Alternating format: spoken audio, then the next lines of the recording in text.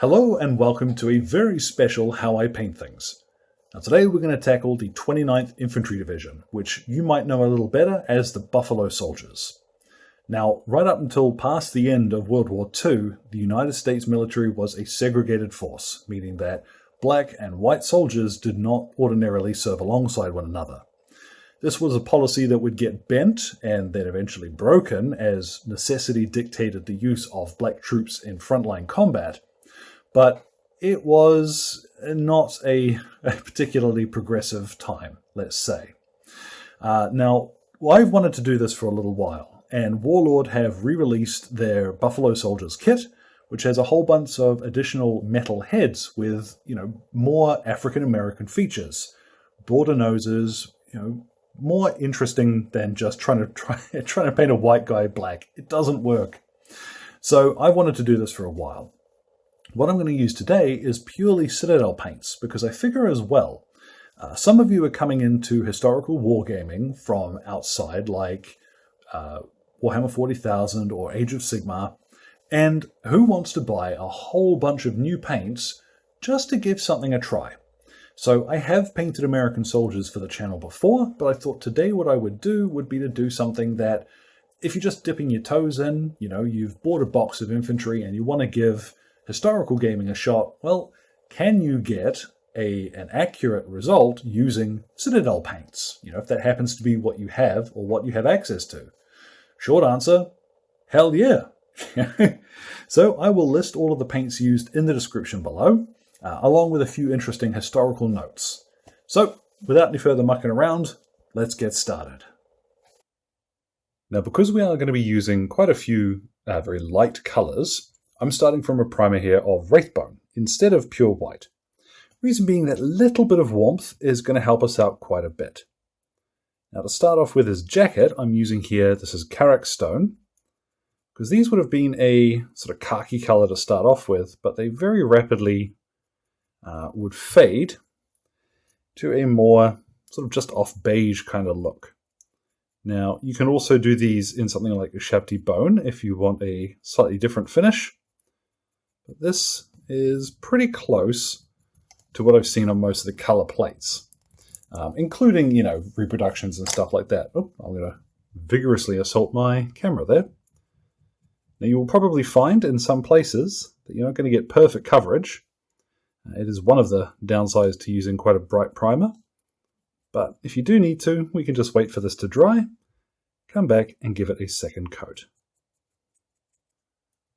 Now when this dries, it actually looks very similar to German camo beige from Vallejo, which is what I see a lot of painting guides actually suggest for these jackets. What we'll start with now is his skin, and for this I'm going to use Catachan Flesh, and you will see this looks really dark going on. But don't worry, because we're going to do plenty to this later to sort of brighten it up a bit, but this works fantastically for a base coat. So take your time. When you get close to the jackets, just slow down a little bit. But don't worry too much if you do splash on, like his rifle or his helmet or what have you. You will see some of this sort of streaking through. You'll see the primer underneath. All you need to do is let this dry for a few minutes. Then we'll come back and give it a second coat. Now after 2 coats, you've got a nice solid base coat. And like I said, that is going to look super dark, but that's pretty much perfect. We are going to do plenty to this later. Now I want to quickly touch on webbing colors and what you can use here, because there are a couple of options. And I've got here Ironrack Skin, or Ironrack? No, Ironrack, that's what we're going to say, and Morgust Bone.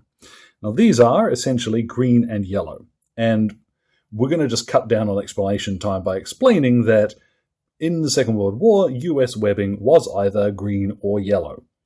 And generally speaking, the earlier, the more yellow it was, whereas as you went into late war, you started getting more guys wearing green stuff. I would suggest, you would see yellow stuff all the way through the war. But I'd suggest, our black soldiers were not likely to have been first in line for new equipment and gear, so I'm going to stick to Morgust Bone for this fella. So on that note, let's spin him around and we'll start applying this Morgust Bone to his webbing. I might actually have a little bit too much water in there, to be honest. Yeah, that's a bit thin. Never mind. What we'll do is wait for this one to dry, and then we'll give it a second coat. But his canteen cover, his belt, all that sort of thing, we're going to go for this yellow color now. Now, I have made a couple of little mistakes and sort of run over onto the jacket, but I'm not going to tidy those up now. I always suggest leave your tidy up stage till last, because it will be much quicker, to leave that to the end. What I've got now is Castellan green. And I know I just mentioned that, generally speaking, these guys would probably have earlier pattern equipment, which would make his trousers brown. But green trousers, they're kind of iconic, and I think it helps to see how they would be done. So I'm going to go ahead and apply my Castellan green all over his trousers. And, you can see already that we're getting a little bit of the shining through here. We are going to need to give this a second coat. Now, personally, one of the things I really enjoy about historical wargaming is the opportunity to sort of do the research on these guys. No model on my table is completely divorced from, reality in some way. So if I'm doing, 2nd New Zealand Division for the desert, or if I'm doing 1st Infantry Division for the US, whatever I'm doing, I'm looking into the history, because I love to know the stories. I love to know what actually happened and who was involved and all that sort of thing. And I think, it gives us an opportunity to keep some of these tales sort of in the public eye a little while longer. And I particularly think, for the likes of the 29th Infantry Division, the Buffalo Soldiers, or the 761st Independent Tank Battalion, definitely recommend looking up those guys. I think there is a lot to be gained in spending the time and finding out as much as you can about these men. So, we're talking about segregation era soldiers, so it's kind of heavy reading, but I think there is a necessity, if you're interested in putting these guys on the table, to have a handle on what actually happened. How were they involved, and how were they treated when they got home. Now, after the second coat on his trousers, we're going to use Rakarth Flesh for any remaining canvas areas. So his gaiters, and we'll do in his weapon strap at the same time. This will probably not take a great deal of effort. You may even find this covers very well, so maybe just one coat in some areas. Now, when it comes to painting the gaiters, just a quick flick of the paint underneath. Don't worry too much about whether you splatter his boots, because we are going to, we're going to paint those anyway. But the straps will stand out quite prominently if you don't paint those with that canvas color. What I've got now, this is some Deathcore Drab. And this is quite dark. This is a real grim, dark green color. And for this, we're going to use on his helmet. And I may have put a little too much water in there. If you want to, what you can do is actually swap around and do something like Deathguard green on his trousers, if you want a lighter green, and then use Castellan green on his helmet. But I think Deathguard green, once we've actually got that color solid, that's going to look more accurate. So, up to you. They are ultimately your models, but we're trying to paint this as historically accurate, just using Citadel paints. So that's what I'm using here. Now that's a nice desaturated sort of green, really ideal for what we want with that metal. Remember too, any bazookas or mortars, that sort of thing, you would paint that in the same color. What we'll do now is paint any leather details, and I've got Dryad bark for this. So let's just approach back of his boots like that, and then we'll flip them upside down, which makes it a little easier to approach the other side of the shoe. So remember too, you're going to want to paint the straps on his helmet. We are going to brighten these up a little bit later, but for now, just a quick coat of dark brown will do wonders here. Then we'll move on, and I'm using here Mournfang Brown. I'm going to paint in the wood on his rifle, his entrenching tool, and we'll do the handle on his K-bar in this as well. Now this is a little bit fiddly, so take your time. But if you do make any mistakes, remember we haven't done any highlights or anything yet, so not too taxing to go back with your base colors later and touch it up if you have to. And then finally we can get our Abaddon black, and we'll start filling in, well, the black details. Now some folks like to do like lead belcher or similar for the metalwork on these guns, but personally I always sort of think they look better done black first, and then maybe a shinier highlight. Now any other little details like cigarettes and what have you, I'm not gonna, it'll be a bit of white, don't worry too much about that. So what I'll do is I will finish this off, do the black bits, and then I'll do any tidy up stages just off camera, because you don't need to watch me fix mistakes. But know that I have, there are a couple of areas where I want to touch up, for example, that webbing color. Now with all of our base coats applied and those little bits of tidy up done, it's time to apply our shade. So no great surprise here, I've got my Agrex Thirst shade, and we're just going to apply this over the whole model. So you don't want to be massively generous with this, and a bit of a departure from my usual style. You'll see that I am applying this a little bit more reserved than ordinarily, but you do still want to cover the whole miniature. So take your time, make sure that you are getting this into all the recesses, and then we'll give them about 20 to 30 minutes to dry. Now once that's dried, you've got a nice dark figure, plenty of shading, perfect.